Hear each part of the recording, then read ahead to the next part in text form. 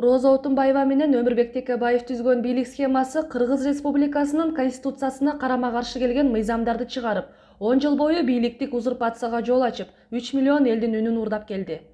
Бул мыйзамдар элдин байлыгына кол салып, жыйынтыгында 10 жылдан бери карапайым элден бир дагы депутат чыкпай, оозу кыйшык болсо да байдын уулу сүйлөсүн деген мансаптуу депутаттар гана тайраңдап келди. Натыйжада партия жетекчилери депутаттык мандат менен кызмат орундарын сатышып, ири суммадагы акчаларды топтошту. Бул коррупциялык схеманы түзгөн кишилер качан мыйзам алдында жооп берет? Же кайра эле карапайым элдин атынан 100 000 сомдогон пенсияларды алып жүрө береби? Деген оюн Алимбек Курманбаев мындай белгиледи. Мен өткөн жылы 13 ноябрда Конституциялык палатага кайрылган болчумун да.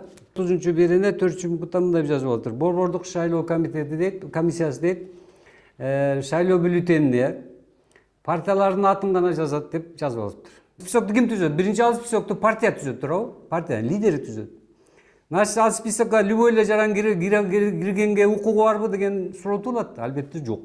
А кимди кирет? Биринчи астар өздөрү тандап, значит, азыр практикадан көрө атабыз, акча берсең киресиң биринчи жолу. Экинчи жолу партиянын жанагы мыйзам боюнча чектелген жанагы аялдардын эмнелери бар да, укуктары, мынчасы аял болсун, мынчасы жаштар болсун, мынчасы майып болсун деген жерлери бар да.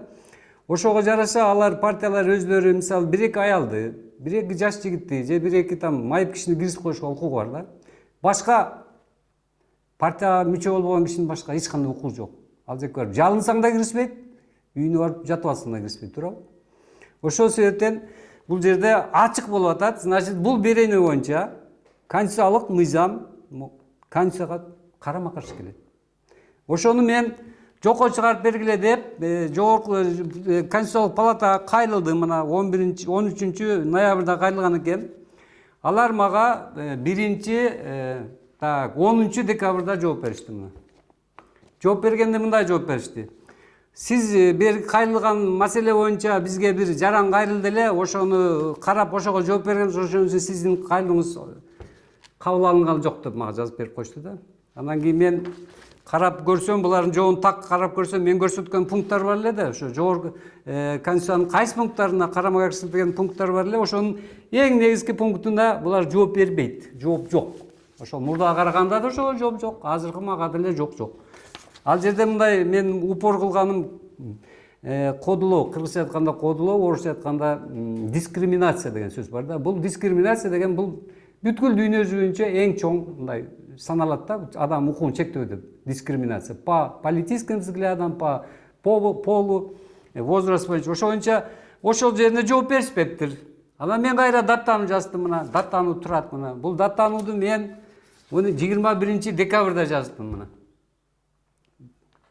Декабрда жазсам мага булар 1 январда 21-жылы кайра жооп беришти. Бул жерде баягыдай эле тиги пункт эле, бул пункт эле, тиги пункт эле, бул пункт эле деп эле мага жалпы сөз менен жооп берип койшкон да. Менин суроом өтө эле жөнөкөй болчу. Партияга кирбеген киши, партияга мүчө болбогон киши кантип, кайсы жол менен депутат болууга мүмкүнчүлүк бар деген эле жөнөкөй эле суроо бул. Закондо деле жазылып турат. Выборы проводятся для того, чтобы замещать государственные должности деп турат. Выбордун мааниси ошол. То есть бош болгон мамлекеттик кызматтарды ошолордун ордуна тандап алыш керек деп турат да.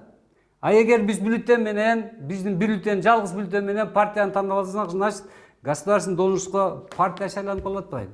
Бул да конституцияга каршы келет, потому что конституцияда так жазылган, кандайдыр бир орган же кандайдыр бир уюм бийликти ээлеп алганга акысы жок деп жазылып турат.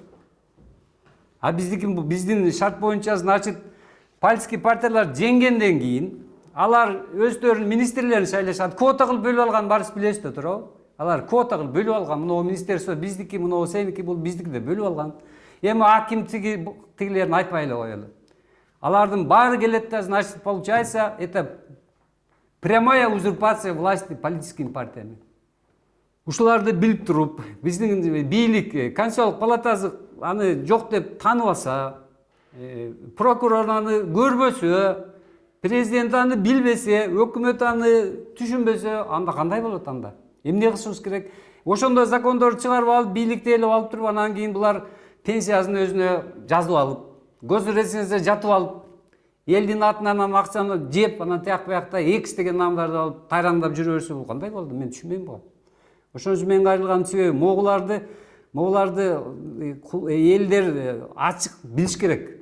Ушундай элдин, мына мен тактап көрдүм, саясий партияларга кирген кишилердин саны болжол менен көп болсо бир 500 000 кишиге жетет. А биздин Кыргыз Республикада 3,5 миллиондон ашык шайлоочу бар. Значит 500, значит член партия болсо, мүчөсү болсо, 3 миллион эл, ал жөнөкөй эл да. Алардын укугу тепселип жок болуп кетип атпайбы? Билим итайкы депутаттардын деңгээлин жалпы жумулай журт көрдүк. Эмне себептен билимдүү карапайым элдин арасынан эл үчүн иштей турган депутаттар чыкпайт деген суроонун айланасында карап көрсөк, Кыргыз Республикасынын конституциясына карама-каршы келген коррупциялык мыйзамдарды чыгарып, 3 миллион элдин үнүн уурдап келген саясий партиялар тура.